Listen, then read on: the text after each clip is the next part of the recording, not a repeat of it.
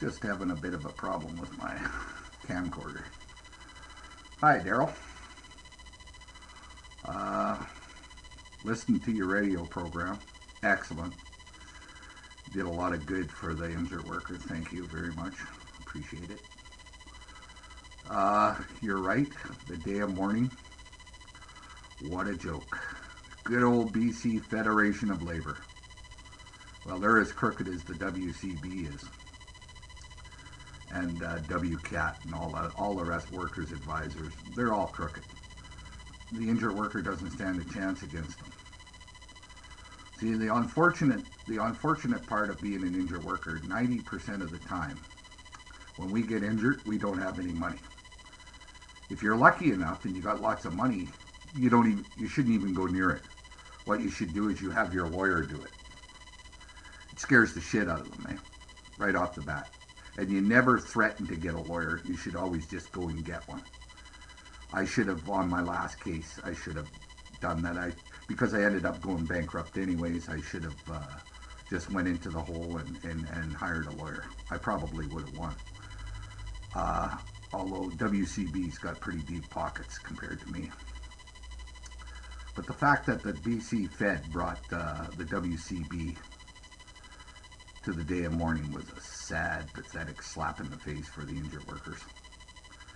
And, people think that the unions stick up for workers. They don't. If you're an injured worker, nobody's going to stick up for you. They'll fight for you if you.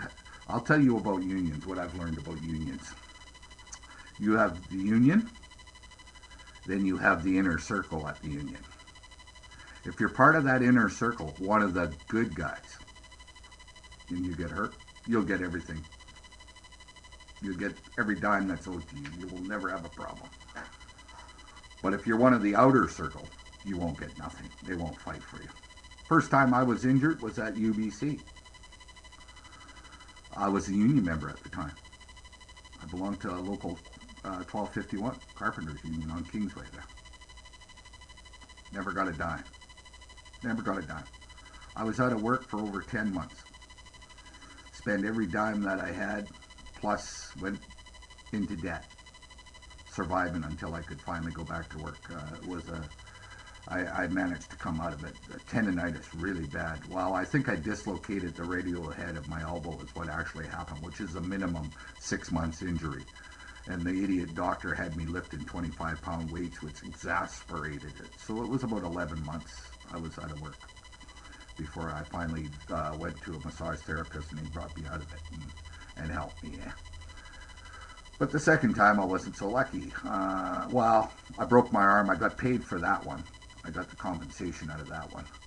See, I'm right-handed, a dominant hand, and every time I trip, and I'm heavy. I'm 270 pounds. And when I fall forward, and of course my right hand automatically sticks out. It'd be in my dominant hand, and I break my arm. I've broken it 3 times.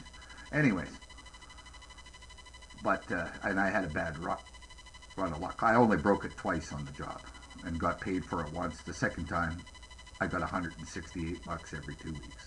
They listed me as a casual worker, even though I've been in my trade since 1983, and I have a trade certificate hanging on the wall and a pocket trades ticket, which I sent to the Minister of Labor and told him to shove it up his ass because it wasn't worth the paper it was printed on.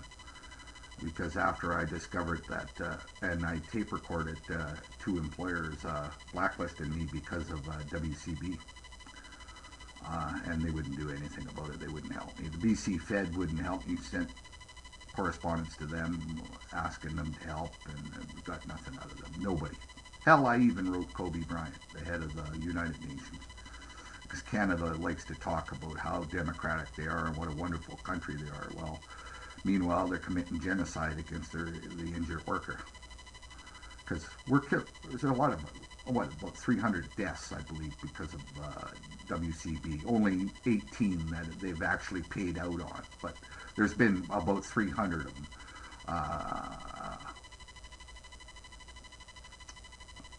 But anyways, I believe that you're right.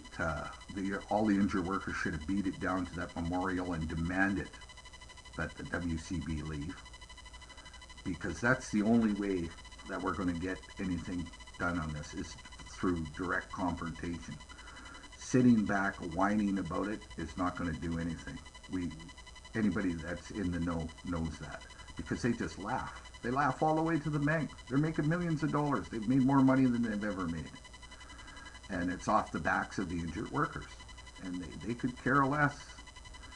But my idea, and I'm going to do this come election day, I'm going to be walking up and down in front of the NDP's office there with a sandwich board picketing them. Now, I went to Chuck Puckmeyer, who is the labor critic for the NDP, and I spoke with a guy by the name of Tony Flagle, who was the guy who was then the secretary of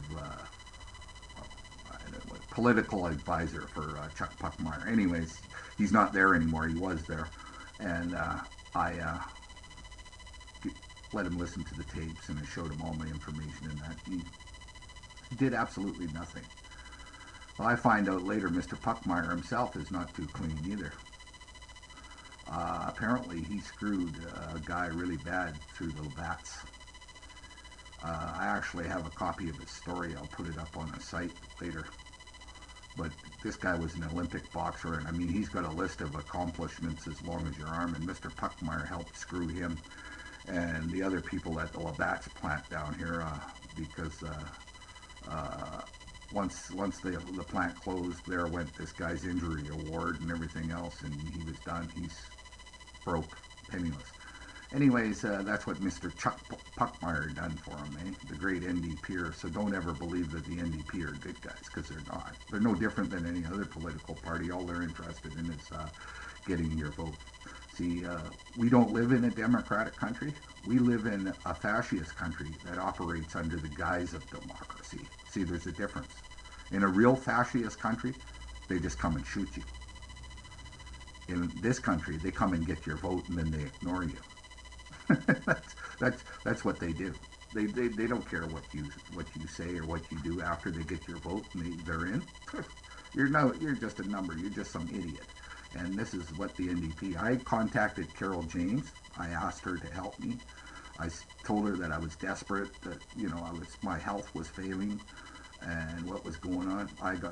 All I got out of her was oh, I'm sorry to hear that, but we can't deal with individual cases.